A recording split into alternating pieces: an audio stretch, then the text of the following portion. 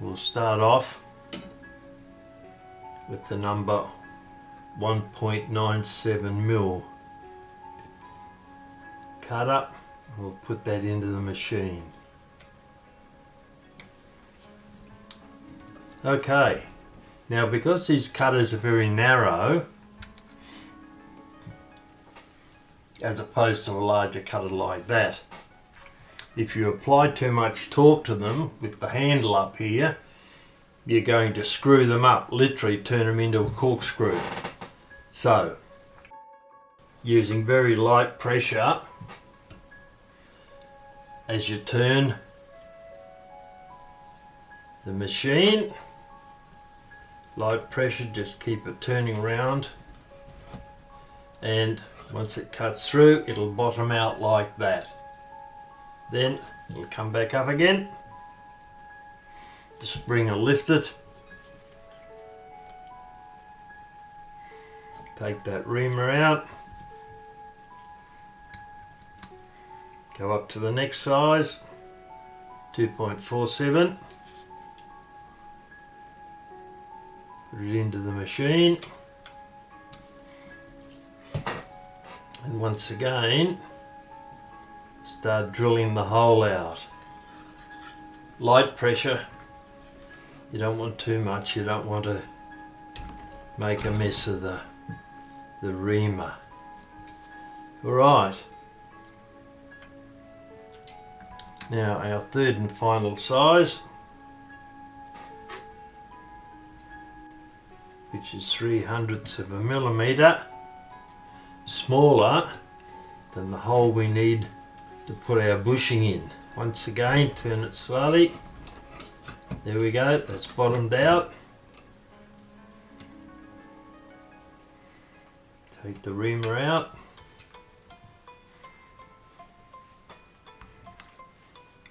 Now we'll pick up our bushing.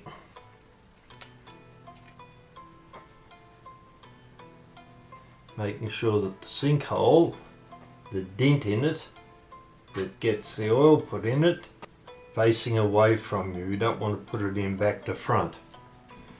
Right, now our hammer tool. That guy there.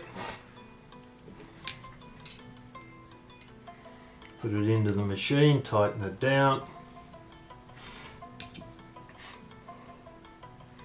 And using a light hammer, we'll give it a couple of light taps to make sure it started on its journey in the correct orientation. It's not bent one way or the other or twisted, and it's in. Right.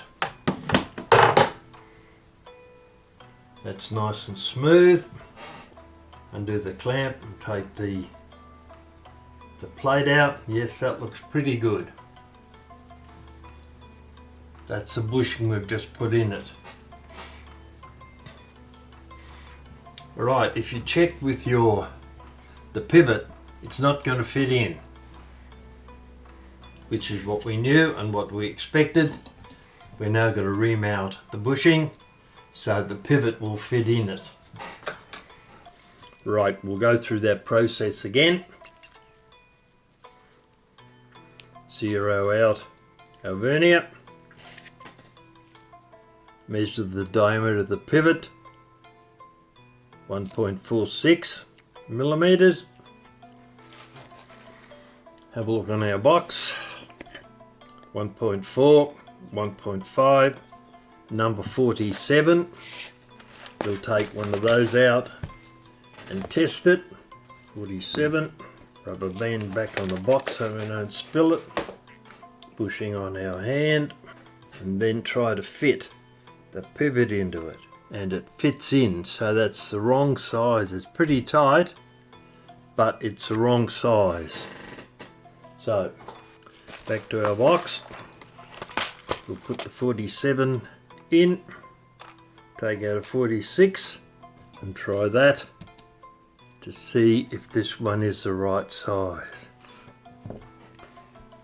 We've got the data from the last bushing we did. You can check it on the box again if you like, just to make sure. But we know it's another number 46, and the external diameter of the bushing is 3 millimeters. Get our plate. We want that hole there. I normally have a little mark on it, which I haven't put on there, so a pen mark, a slight one, little black dot, so you don't get mixed up and start bushing the wrong hole with the wrong size. Take the hammer out, put it back in the box, put our center finder in. There we go. That aligns the center of the hole, which goes there. Make sure that's right.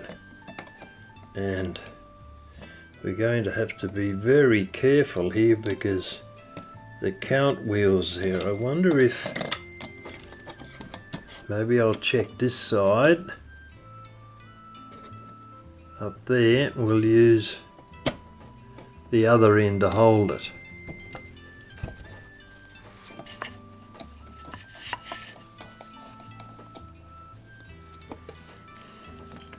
Only just, that's for sure, but we can't hold it down this end because of the count wheel. We don't want to bend that. Check it once again. That hole there, and in it goes. All right. We'll take that tool out and we'll put in a reamer. 3 sizes too small. Put it into the tool, tighten it down, and then slowly work our way round, cutting as we go. Get the swarf off it. And there we go, that's the first one. Remove the cutter. We'll go up one size to 2.47 millimeters. Insert the cutter. Hold the plate, make sure it doesn't move, and then start cutting again by pushing down on the handle lightly. Once you get about halfway, lift it up, clean any swarf off it, and back into the hole again. There we go, that's bottomed out.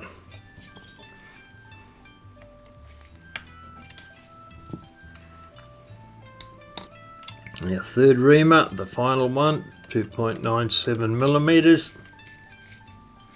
Well, that isn't caught. Wind it out. Here we go. Now, back again. Same amount of pressure, not too much, as we ream the hole out. And there we go, that's got him. Take the reamer out,